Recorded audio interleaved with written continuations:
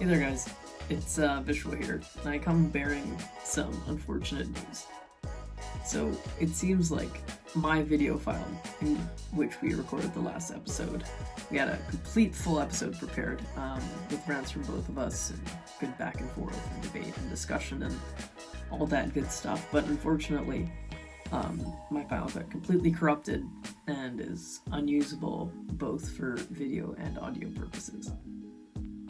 So obviously, this is quite upsetting, but the show must go on. And we still have Milda's footage, and while I disagreed with her rant, I still think it's worth listening to.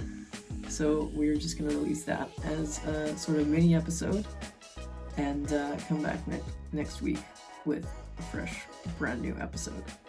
So yeah, sorry about that, but here's Milda's rant, and you don't want to miss it. So I'm happy to be back, and I'm going to talk about a topic that is very relevant right now. Maybe a week late, but still interesting to talk about. And it is about the activists that are now throwing things on paintings in national galleries and stuff. I'm sure you've all seen the videos of them throwing soup or paint or even oil. Recently also gluing their hands next to the paintings and sort of giving out a message. The videos are circulating on the internet. Of course, that has caused so much outrage. And I want to talk about, how should we value these kind of acts and what are the implications right now that we've been seeing after they have happened. So generally, I feel like, of course, many people and the general reflection in society that's happening right now is to not support these activists. I mean, I've read comments of them facing horrible comments such as if they're going down the street and protesting, people will say horrible things like your mother should have aborted you and stuff. And a lot of the comments below these videos are also very negative. They're just saying how these people are crazy, like the activists, and how they're either destroying, national pride, because these paintings are usually very popular and in national galleries and such.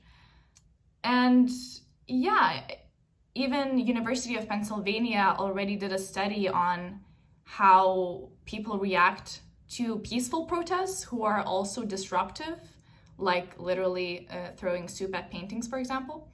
And the study concluded that people's support does decrease quite a lot. People don't like these things or think that they're weird.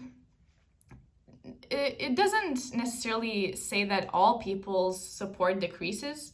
There are people who look at these things and it gets their attention, or there are people who already support the climate movement or care about the environment. So, I don't think that these acts really affect their view and their moral stance on these issues. But for the people who are, on the verge of supporting the climate movement or not, or who are kind of still not sure about how to feel about it, or they don't care as much, these kind of acts probably did do a negative effect. So what's my personal opinion now? I really feel empathetic to those activists because I know how hard it is to make people care about something that is so important to you, but also, to the world, especially when we're talking about such a thing as climate change.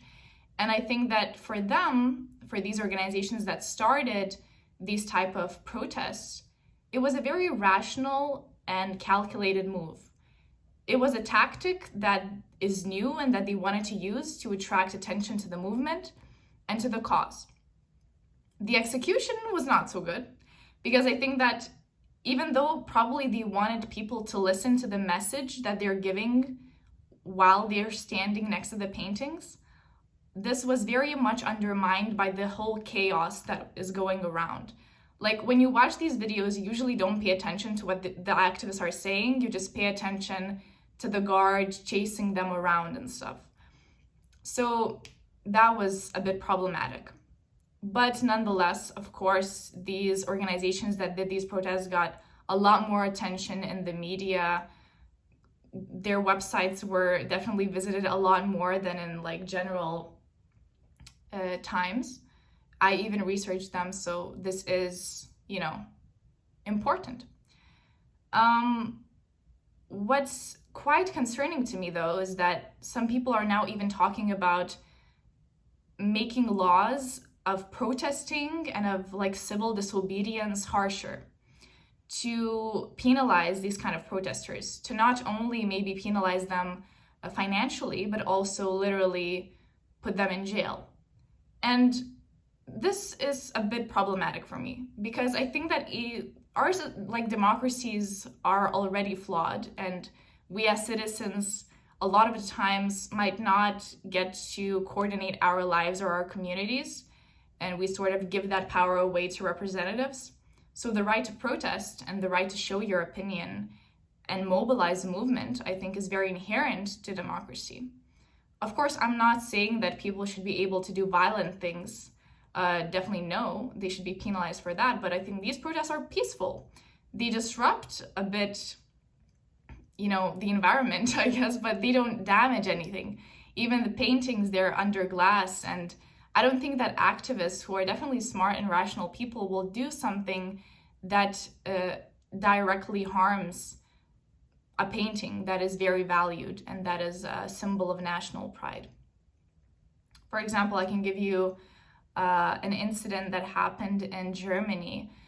For example, in Germany, the Letzte Generation organization, which is last generation, I think in English, were basically blamed for blocking a street in the capital that first responders needed to use. So in general, they're being blamed for a cyclist dying because the ambulance got there to the incident a couple of minutes late. Of course, the activists didn't know anything about, the ambulance needing the street, but these types of incidents do happen out of pure coincidence, and then it is very unclear who to judge and who to penalize when they do happen. But nonetheless, I think that activism is extremely important and does bring results. For example, in Germany, the same country, activism very much blocked more nuclear weapons being put in the country by NATO. Also recently, next to my house in the Netherlands, well, not next to my house, but in my country where I live now, in Amsterdam, in an airport, bikers from the climate movement were basically going around the area in the airport where private jets need to operate and need to fly off. So this is the Extinction Rebellion movement.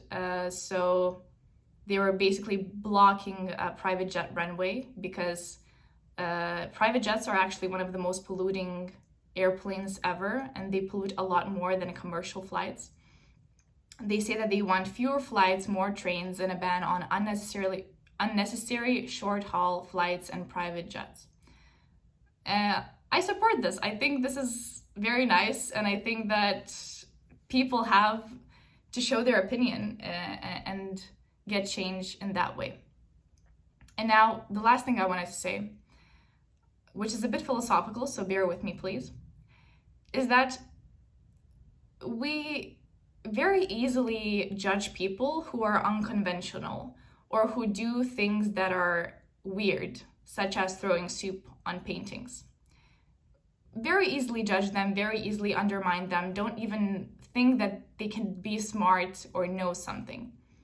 But I think that this is a problem, because when we look back at past generations, we can't understand how they were so racist, how they were so oppressive, because society just lived in that sort of moral environment and they thought that it was normal. But when future generations will look back at us as humans, they will also think, how could they not care about the environment? How could they, for example, slaughter animals? How could they eat meat? Moral stances will also be very much shifted, and empathy in future generations will also very much expand. So I think that we should be looking at activists with an open mind and thinking that maybe they know more than we do, and they're giving us a message that is extremely important, and we should take them seriously. I don't think that right now, if we would look back 100 to 200 years ago, let's say hypothetically, if some anti-racism or anti-slavery activists were throwing soup on paintings, we would be like, oh no, those poor paintings, you know, like how could they do that? No, we would be saying, hell yes, like we don't want racism, we don't want slavery. And I very much appreciate that activists are doing the job that they're pushing to, you know, not have these things anymore. In the same way, I think that future generations who will be literally dying of famine because there's a food shortage because of the droughts and the floods and the crops not being able to grow, because of insane climate migration that's going to be happening, they're going to be looking back at our generation and thinking, you know, why didn't we do more? And they're going to be thanking the activists that pushed for the climate movement to continue.